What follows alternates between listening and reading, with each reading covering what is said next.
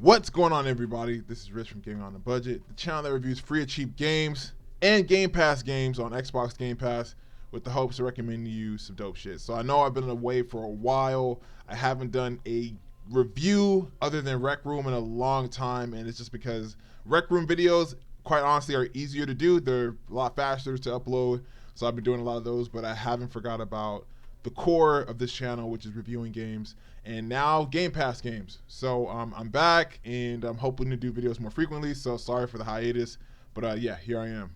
So anyway, today's a very special day because it's my first Game Pass review, and what better way than to start with the game that I've been anticipating for a long time, which is Aragami 2.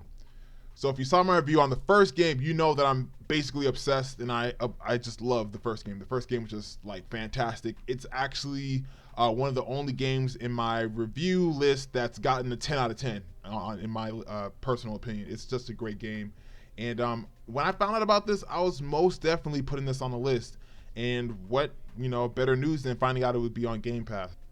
I finally got a chance to download it and officially review it, and we're about to get into that. But before we do that, let's go ahead and talk about some of the facts.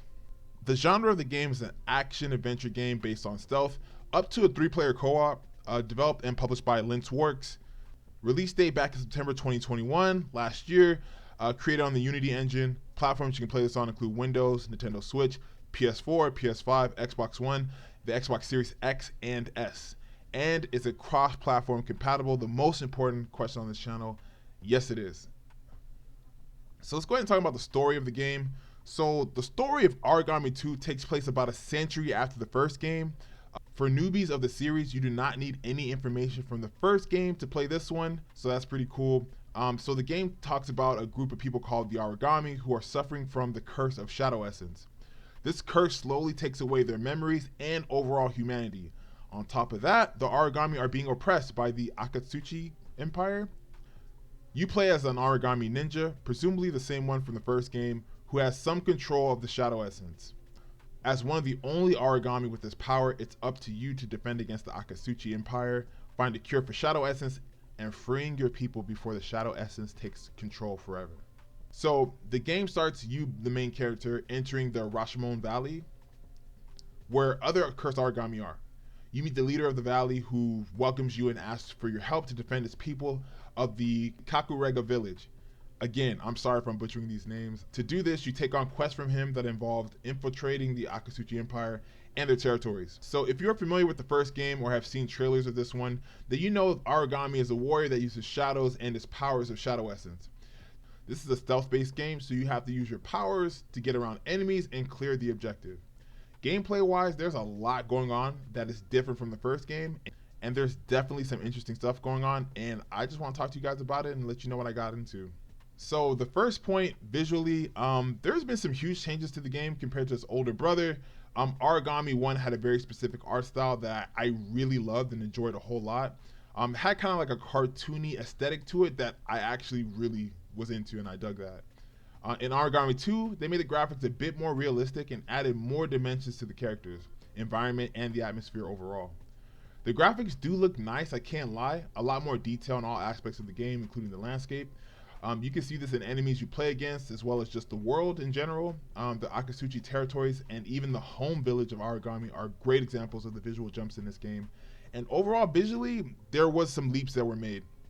Call me crazy, but I still do dig the original art style from the first game, but the improvements, I guess you can call them, made in this game aren't too bad, and I actually respect them.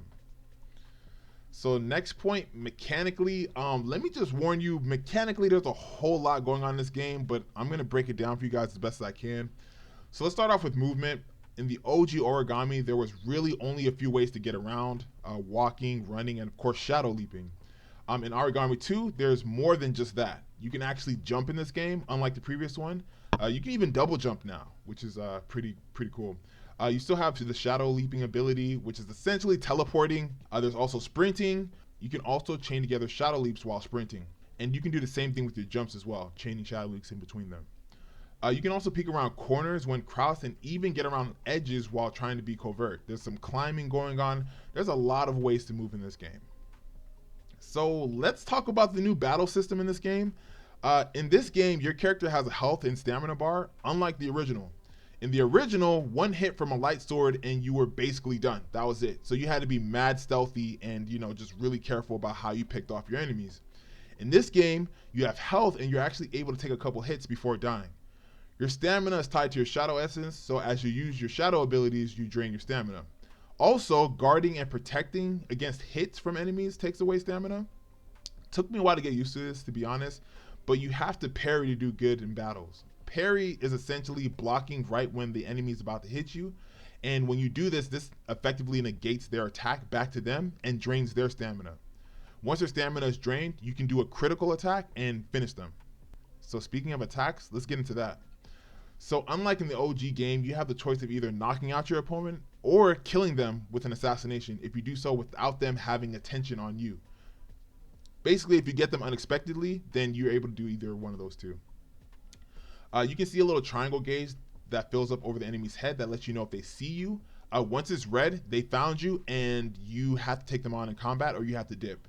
So very interesting thing, once they notice you, they alert others, and then also you are stuck in a kind of like a fighting stance, right? You can't like go about sneaking on them. The focus of the camera stays on them, and your best choice of actions either to knock out the enemies, kill them, or get out of there. Use your shadow essence and get the hell out of there. That's the only way. Otherwise, your camera is going to be stuck on them, so you're basically stuck in this fight or flight, and you have no choice. So there's also aerial attacks in this game, which are split the same way. You can do a knockout aerial attack or an assassination aerial attack. I gotta admit, it's a lot more satisfying in the first game. In the first game, there's like a dedicated like button. Like once you're there within range, it says like, press this to do an aerial attack. For this one, you basically have to lock onto them. Oh, that's another thing. You can lock onto enemies. You can lock onto them and then essentially jump or fall on top of them and hit either the assassination button or the knockout button.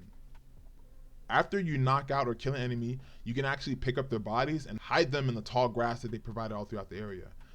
You can even throw them over a ledge. I've done that a lot of times, just literally just throwing them over a ledge.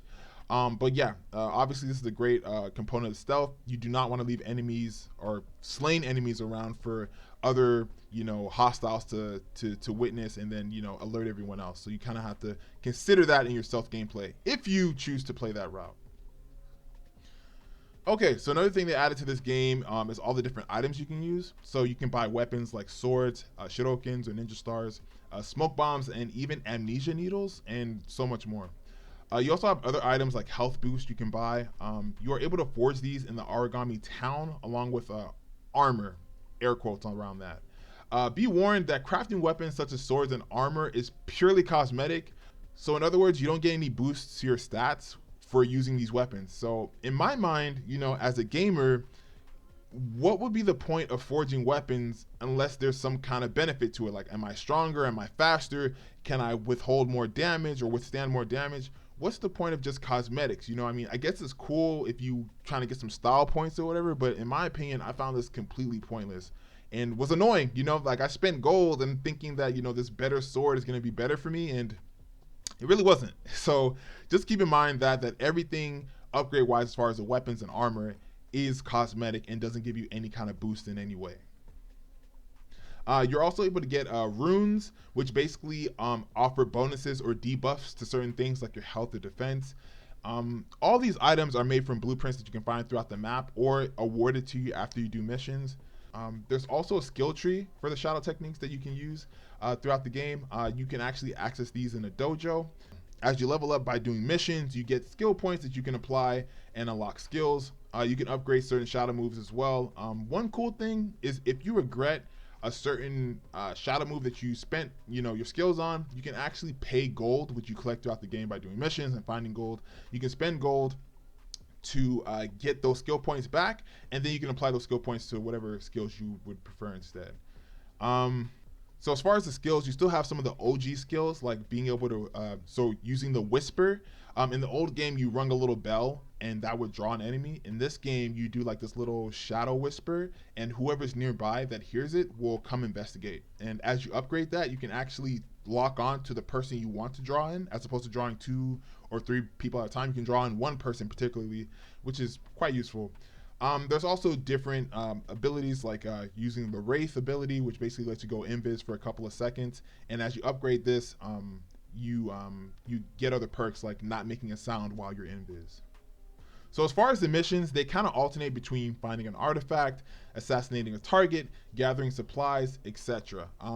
Each mission that you go on has like little parts you have to do. So for instance, there might be a section where you have to eavesdrop on a conversation to get intel to find the artifact or to find where the target is and stuff like that. You even have to steal items. There was one mission where I had to like tag the Aragami clan at, at the Ekisuchi Empire at points of interest so they know who they're messing with, stuff like that. So they do switch it up a little bit, but it is a bit repetitive. I'm not gonna lie to you. Missions are accepted via this bulletin board that are in the Aragami town. Kind of like other RPG games. I'm not gonna lie, I didn't really like this too much. Even though the missions are kind of linear, the fact that I had to talk to people and accept missions via the board, it kind of broke immersion for me and literally took away from the story. In the original game, it's literally like you do one mission and you do another mission. They're all linked. There's cutscenes in between. This, there wasn't, it was, it kind of, like I said, as far as immersion, it definitely broke that for me. So this is an interesting note. For those of you that have played the first game and like that experience, they actually have what's called Classic Mode, which is basically more reminiscent of the first game. So for starters, you can shadow leap pretty much anywhere that you point your cursor to that's within range. So in the original game, you can literally shadow leap by pointing your cursor on the ground. You form a shadow there, you can leap there. In this game, you can literally only shadow leap to like ledges and stuff, and your cursor will actually let you know if it's somewhere you can shadow leap to within range. Also, being in the light drains your shadow essence, just like the first game. And however, in this mode, you're not as resilient. If you get one hit from anybody, you're gonna be out of there pretty much, just like the first game. And also, what I've noticed is that enemies are a lot more easy to alert in this game. So you think you sneak around, you have to make sure you do it really well because they are like on high senses in this mode. So I would essentially call the classic mode the hard mode, to be honest. But yeah, that's what I noticed playing this. In all honesty, I don't think the classic mode works with the new mechanics of this game. It's a nice inclusion, I guess if you feel like what's the word? If you feel nostalgic for the first game, but it doesn't fit very well. It doesn't mesh very well with the new mechanics of this game. But it's a nice choice, I guess, if you want to switch it up. That's essentially the mechanics in this game. Like I said, there's a lot going on in this one, and I just tried to do my best to break down all of those. So even though there was a lot of advances in the game, there were some bugs that I had to, kind of pick on and let you guys know of that I witnessed at least. So for starters, the AI is mad dumb. I mean, I've dealt with dumb AI in other games, but in Aragami 2, they're a bit slow, bro. I'm gonna be honest. First of all, a lot of the game, or much of the game, takes place in the daytime. Unlike the first game, it was all done at night, and particularly one night. The game takes place in one whole night in the first Aragami. So being that this game takes place in the day, I'm a lot more visible, and this should mean that enemies see me a lot better, right? Nah, not really. I mean, like, I'll be creeping around in broad daylight within eyesight of them and still won't get noticed. To be fair, they did add grassy areas and like bushes and stuff for you to hide in, and there's some shadows and stuff like that, but it's a well-lit game, and me being a, ninja, you would think like I would stick out like a sore thumb. Also, when I assassinate an enemy, there's like mad blood there. Like I'll just like literally like puddles of blood all over the place. So an AI will walk by where their buddy used to be and see all the blood and not notice anything. Like, bro, you don't see all that, marinara sauce on the ground. You're not suspicious, and they'll just go about their day. So that's something that, kind of broke immersion for me as well. Another glitch or bug that I noticed particularly is that enemies that are, not too far away, but not like immediately in my proximity, you can see on your camera or your the game that they kind of render slowly. Like they'll kind of be less in focus, and they walk slow. It's very like not fluid, and I totally get it. Like, in games they do stuff like this to like save resources, and like only when the main character is like closely in proximity, everything like loads, actively. But as a gamer, I just like, it really broke immersion for me. To notice it is something else. It does kind of take away from the game a little bit, and it's something that I had issues with at least. finally, on this particular stage in this mission I was doing, there was literally like a moment where I like was able to see through the whole map of the game. Like I was like looking at the ground or something, and I could see like the sky underneath. It was really weird, and it seemed to be only in this particular spot. I'm not sure if this is like a hidden bug that the developers missed, or maybe other people have noticed this as well. But it was definitely something I noticed, and I was like, yo, that's not supposed to happen. Like everything literally disappeared for a second, and I've gone through the map in some cases. It's weird. There's definitely some buggy stuff going on in this game, but hey, I mean, I guess that's what gaming is, right? There's bugs to deal with and stuff like that. So it is kind of commonplace, but again, something that I noticed that I figured I'd bring up. So y'all know what time it is. Let's talk about the highlights.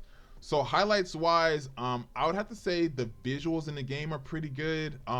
Again, I'm a real big fan of the original art style of the game, but this step up is not too bad. The details are really great. Like I said, Aragami, all the people, the enemies, the different environments you interact with, all very dope. And I love the Japanese aesthetic as far as all the influence and everything. So mad dope. The visuals are really good.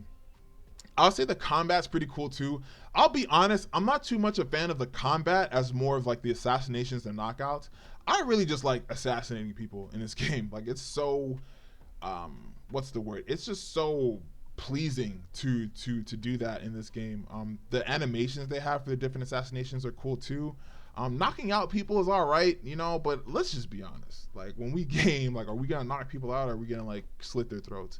Slitting people's throats in video games is really fun, you know. So I just have to kind of be a proponent of that. Those are my biggest highlights in this game. It's literally like the visuals and the assassinations, you know. Final thoughts, I would say I have to be honest. While Aragami 2 is don't get me wrong, it's a fun game in its regard as far as, like I said, the assassinations, getting around the different moving mechanics are pretty cool. But in my honest opinion, it's kind of a letdown from the first game. Like the first game to me was like flawless. I loved every second of it. I loved the story. Like one of the biggest things for me in that game was the story. Like I felt like I was immersed into the story. I knew what was going on. In this game, it's very hard for me to get involved in the story when it's literally just, okay, go to the mission board, do this mission. Go to the mission board, do this mission. And they give you like little tidbits of what's going on, but I generally have, you know, no idea other than like the main stuff that I read in the plot. So it was really hard to get involved in the story. And then honestly, in this game, I feel like it's letdown comes from the fact that they did too much, you know. I understand, like, you know, when you do one game and you do it very well, you kind of have to, like, you know, step up the next game and do better in that regard. But I feel like they just did too much in this game, and sometimes, you know, less is more, and they actually could have just kept it simple. Literally do the exact same thing you did in the first game, maybe add a different story, add some more shadow abilities, you know what I'm saying, or whatever. But that was that was one of the biggest things, letdowns for me in this game. Like I said, mind you, it's still mad fun, but I just wasn't as impressed. There's cool stuff going on, but there's definitely a lot more I would have expected for Aragami 2. And side note, I didn't mention this, but the multiplayer mode is actually okay for when it works. When I was playing multiplayer mode, honestly, I was able to play one match with one person, and if you know, there's not a lot of people queued up for it, so I'm assuming this is something that's not popular in the game, but had there been, this would be really fun, you know, being able to do missions with other people. So I'll give them that. But overall, I would say Aragami 2 missed the mark. I mean, like I said, it's still a fun game, but it missed the mark, at least in my heart, in my book. So if I had to give it a rating, I would have to give it a 7.5 out of 10. It kind of sucks because, like I said, I was really anticipating this game, especially after beating the first one, and I had high hopes. So, you know, again, I'm like 10 hours into the game. I have a decent amount of knowledge and experience that I can share, but maybe the game gets better. But as far as initial thoughts, my initial gameplay, like I said, 10 hours is pretty good. I'm not totally sold on it, but hey, that's just my opinion, and that's what I think. But anyways, I want to hear what y'all think. Have any of you guys played Aragami 2? If so, how would you compare it to Aragami 1? What do you like in Aragami 2? You know, are you down with the assassinations? Are you down with the new mechanics? Are you down with the storyline? Tell me what's going on. I have no idea. Please let me know all that in the comments. If you like this video, go ahead and drop a like. And if you're new here, please feel free to subscribe. Videos on a weekly basis, I'm trying game reviews, Game Pass reviews, and you know, just all kinds of crazy stuff. So I'm hoping to play more Game Pass games, and if there's any games on Game Pass you guys would want me to play or would recommend, let me know. Also, this is a free to play game channel as well. If there's any free to play games that you guys would like me to get into, let me know. And even if there's cheap games you guys would like me to get into, let me know that as well. But anyways, guys, thank you so much for being patient. I know that I have not been consistent as far as my game reviews, but I'm trying to fix that. And yeah, that's pretty much it. Anyways, guys, thank you so much for watching this video. This is Rich from Gaming on a Budget, and as always, I will see you on the next one. All right, y'all, be safe. Peace.